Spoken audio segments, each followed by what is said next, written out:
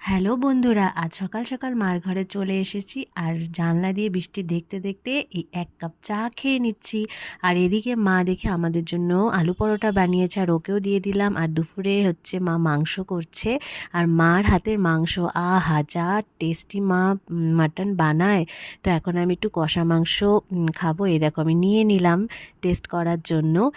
আর এই দেখো দুপুরের মা রান্না করেছে, আর এখন খেতে বসে পড়েছি, সাথে গন্ধরাজ লেবু দিয়ে মাংস দিয়ে খাচ্ছি। উফ, দারুণ দারুণ হয়েছিল মাংসটা। এরপরে আমি জাম্বুরা বা কেউ অনেকে বাতাবি লেবুও বলে, তো সেটা মাখা করছি। আর বিকালবেলা মা মুড়ি মাখা করেছিল, ঝালমুড়ি, তো এটাও এখন খেয়ে নিব। আর মার ঘরে আসলে আমি শুধু খেতেই থাকি। আর পরের দিন সকালে ছোলা মাখা করেছিল, আর এদিকে দুপুরের জন্য মাছ রান্না করা হচ্ছিল।